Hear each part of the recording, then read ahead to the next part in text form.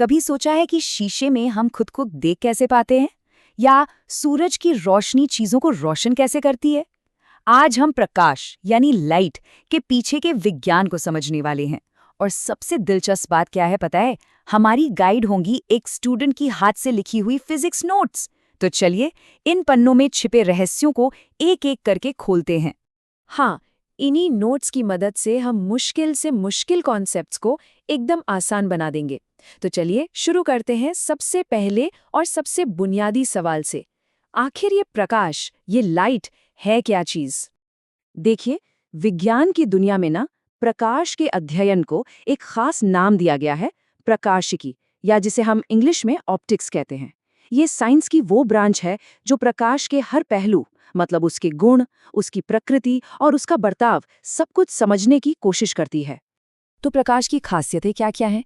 सबसे पहली बात, ये हमेशा एक सीधी लाइन में चलता है। ये एक इलेक्ट्रोमैग्नेटिक वेव है और इसकी स्पीड तो बस कमाल की है। वैक्यूम में लगभग 3 लाख किलोमीटर प्रति सेकंड, सोचिए। और इसे चलने के लिए हवा या पानी जैसे किसी मीडियम की भी कोई ज़रूरत नहीं। और तो और, ये ऊर्जा के छोटे-छोटे पैकेट से बना है जिन्हें हम फोटॉन कहते हैं। अब प्रकाश के सीधे रास्ते को समझने के लिए वैज्ञानिक इसे एक किरण या रे का नाम देते हैं। ये कुछ नहीं है, बस प्रकाश के चलने का वो सीधा रास्ता है, एकदम सिंपल। और जब ऐसी कई किरणें, बहुत सारी किरणें एक साथ चलती हैं तो वे मिलकर बनाती हैं एक किरणपुंज या बीम। लेकिन मजे की बात यह है कि ये बीम भी अलग-अलग तरह की होती हैं। पहला टाइप है पैरेलल बीम या समानांतर किरणपुंज, जैसा इन नोट्स के डायग्राम में भी दिखाया गया है। इसमें सभी किरणें एक दूसरे के बिल्कुल पैरेलल यानी समानांतर चलती हैं और कभी आपस में मिलती नहीं है। फिर आता है दूसरा टाइप, डाइवर्जेंट बीम या अपसारी किरणपुंज। इसमें क्या होता है? यहाँ प्रकाश की किरणें एक पॉइंट से निकलकर बाहर की तरफ फैलती हैं, ठीक वैसे ही जैसे किसी टॉर्च से निकलने वाली रोशनी। और तीसरा टाइप है कन्वर्जेंट बीम यानी अभिसारी किरणपुंज। इसमें डाइवर्जेंट का ठीक उल्टा होता है। अलग अलग दिशाओं से आने वाली किरणें एक ही पॉइंट पर आके मिल जाती हैं, जैसे मैग्नीफाइंग ग्लास सूरज की रोशनी को एक जगह फोकस कर देता है। अच्छा, एक और मजेदार बात, प्रकाश की स्पीड हमेशा एक जैसी नहीं रहती। ये इस बात पर डिपेंड करता है कि वो किस चीज से गुजर रहा है। जब ये पानी या कांच जैसे घने मीडियम से गुजरता है तो इसकी स्पीड कम हो जाती है, इसे हम कहते हैं सघन माध्यम। और वहीं जब ये हवा जैसे हल्के मीडियम से गुजरता है तो इसकी रफ्तार बढ़ जाती है, इसे हम विरल माध्यम कहते हैं। कोई भी चीज प्रकाश के साथ 3 मुख्य तरीकों से इंटरैक्ट करती है। एक होते हैं पारदर्शी पदार्थ जैसे कांच, जो प्रकाश को पूरी तरह से आर पार जाने देते हैं। दूसरे होते हैं अपारदर्शी जैसे दीवार, जो प्रकाश को बिल्कुल भी गुजरने नहीं देते। और तीसरे होते हैं पारभासी जैसे बटर पेपर, जो प्रकाश को थोड़ा बहुत गुजरने देते हैं। अब आते हैं एक बहुत ही जरूरी कॉन्सेप्ट पर, परावर्तन या रिफ्लेक्शन। सीधी सादी भाषा में कहें तो ये प्रकाश का किसी सतह से टकराकर वापस लौट आना है। और ये इतना जरूरी क्यों है? अरे भाई, इसी की वजह से तो हम अपने आसपास की ज्यादातर चीजों को देख पाते हैं।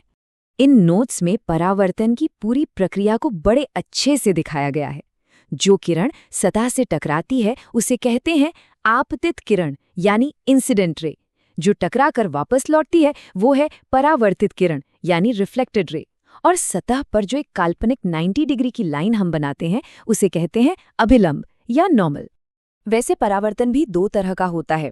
एक है रेगुलर रिफ्लेक्शन, जो चिकनी सतह पर होता है, जहां समानांतर आने वाली किरणें परावर्तन के बाद भी समानांतर ही रहती हैं, जैसे शीशे में होता है। और दूसरा है अनियमित रिफ्लेक्शन, जो खुरदरी सतह पर होता है। इसमें समानांतर किरणें अलग अलग दिशाओं में बिखर जाती हैं। यही वजह है कि हमें दीवार में अपनी शक्ल नहीं दिखती। परावर्तन की ये जो पूरी प्रक्रिया है ना, ये बस 2 बड़े आसान से नियमों पर चलती है। पहला नियम यह है कि आने वाली किरण, लौटने वाली किरण और वो जो नॉर्मल है, ये तीनों हमेशा एक ही प्लेन या तल में होते हैं। और दूसरा नियम, जिस एंगल पर किरण आती है ठीक उसी एंगल पर वापस लौट जाती है, बस। और इसी दूसरे नियम को हम एक आसान सी फॉर्मूले में कह सकते हैं, एंगल I बराबर है एंगल R के। ये छोटा सा नियम ही परावर्तन की पूरी कहानी कहता है। यही तय करता है कि टकराने के बाद प्रकाश की किरण आखिर जाएगी किधर? तो जब प्रकाश किसी दर्पण से परावर्तित होता है तो क्या बनता है? हमें एक प्रतिबिंब या इमेज दिखाई देती है। फिजिक्स की भाषा में कहें तो इमेज वो जगह है जहां परावर्तित किरणें या तो असल में मिलती हैं या फिर हमें मिलती हुई महसूस होती हैं। प्रतिबिंब दो तरह के होते हैं, एक वास्तविक यानी रियल और दूसरा आभासी यानी वर्चुअल।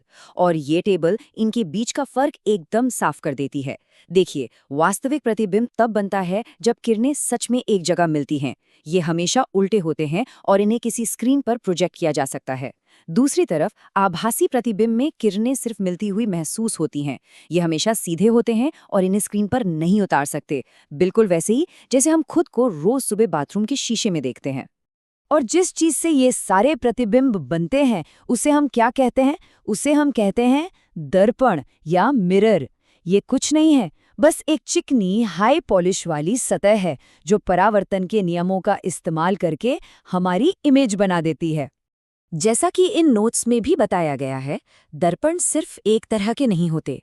समतल दर्पण तो हम सब रोज इस्तेमाल करते ही हैं, लेकिन गोलीय दर्पण भी होते हैं, अवतल और उत्तल, जो चीजों को बड़ा या छोटा दिखाते हैं। यहाँ तक कि परवलयिक दर्पण भी होते हैं, जिनका इस्तेमाल बड़े बड़े टेलीस्कोप में होता है। हर दर्पण की अपनी एक अलग ही दुनिया है, जो बहुत दिलचस्प है। और अब इस विश्लेषण को एक बहुत ही सोचने वाले सवाल के साथ खत्म करते हैं। अगर एक समतल दर्पण बाएं को दायां और दाएं को बायां दिखाता है, जिसे लैटरल इन्वर्जन कहते हैं, तो फिर वो ऊपर और नीचे को क्यों नहीं पलटता? जरा सोचिएगा इस बारे में।